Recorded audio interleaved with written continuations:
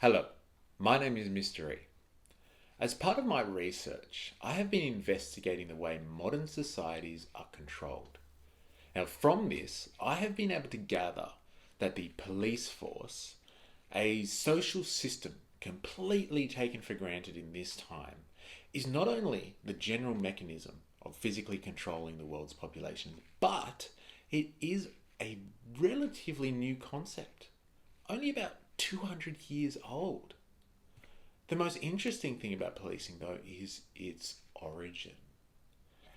The primary function of police forces are to physically suppress groups in a society. I mean that literally. I'm not trying to be clever with my words here.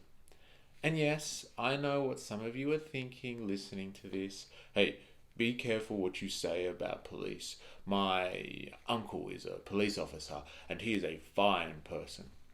Look, you're probably right about your uncle, but that's not what I want to discuss. And the general idea that you can't talk negatively of police in public discourse simply helps facilitate and exacerbate their use of physical control on people, and it encroaches on political freedoms.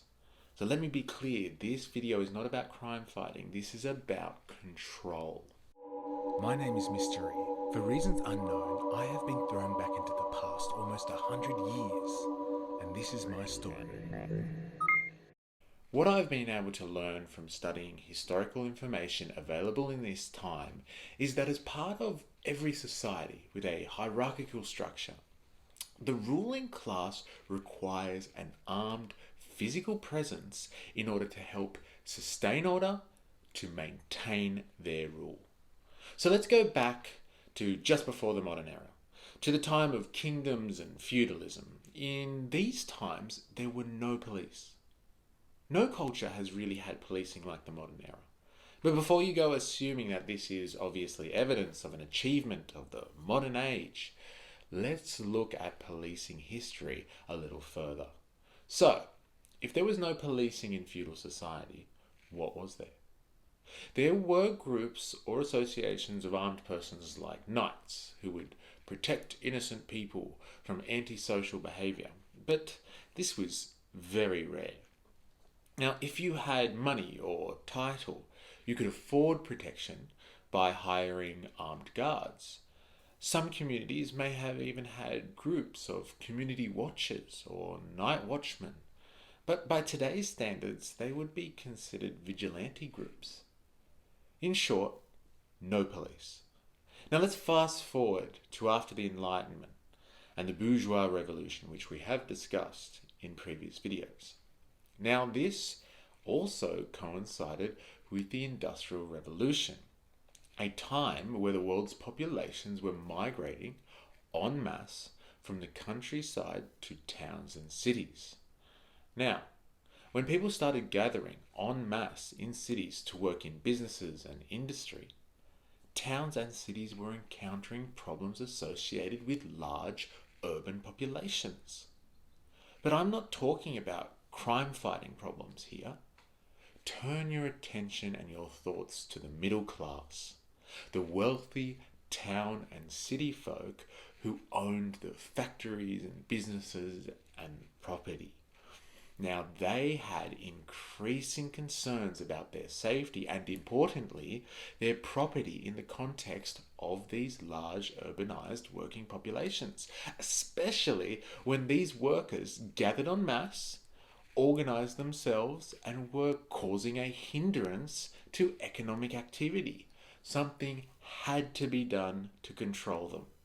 Originally, it was the army that would be called in by the state or government in order to stop unrest, strikes, and demonstrations. This would usually end in bloodshed and death, seriously inflaming situations and compounding tensions. So, as a solution to military use on civilians came the idea of an organized, trained, and full-time employed group of crowd controllers who were able to infiltrate and stifle civil unrest before it got too out of hand. This group were called police. Police derived from the Greek word for city being polis, a group charged with the power to physically and violently enforce social standards, break up strikes, protests, and civil unrest. Originally, they were paid for collectively by the middle and upper classes.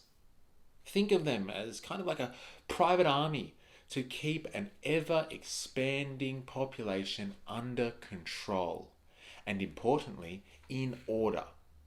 Now, this is a very general summary, and across the world, the evolution of policing and law enforcement took many forms. However, they all have a very similar origin, being controlling and keeping in order working people, be it slaves, migrants, or native working populations. Now, some people call policing peacekeeping, offering vital security to the average citizen. And while this is right to a certain extent for contemporary policing, the end result hasn't changed. Police forces are groups within society who are allowed to use physical force to protect property and uphold laws, not for the sake of seeking justice or keeping the peace, but to stop people en masse from doing things deemed anti-social by politicians and those with the power to influence decisions. Today, most countries around the world even have militarized police, known affectionately as SWAT teams, special weapons and tactics units. The very reason why many police forces were established to stop the military being used with deadly force against civilians, this has now somehow crept back into society. People might say that this is necessary for the war on terror or the war on drugs. However, these are ideological wars without clear, distinct battle lines or rules of war. I would put it to you that militarizing police makes for more effective crowd control in times of civil unrest, not simply fighting baddies. The most intriguing thing about policing, however, here in the 21st century is how the institution is idealized and given an almost sacred status. Policing can never be overly scrutinized because it is a noble profession. As an outside observer, this appears to be no more than effective propaganda, carefully designed to help disguise the true function of police forces, to make sure you don't step out of line. So think to yourself, who do police serve? Your interests? Society's interests? It would seem that they carry out orders and have little room for discretion. But whose orders are they following? Seems quite militaristic to me. I don't pretend to have the answers here, but it is astonishing to me how the narrative surrounding policing has removed society's general understanding of its origins and function.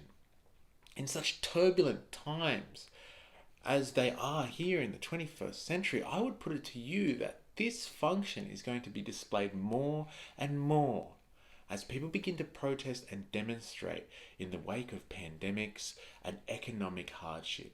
And so I think it is important that people are conscious of this. Now, if you think differently or have a strong opinion on any of this, please comment below. And if you enjoyed this video, please like it and share it. Let's get people thinking. Remember, I am, you are, we are a mystery.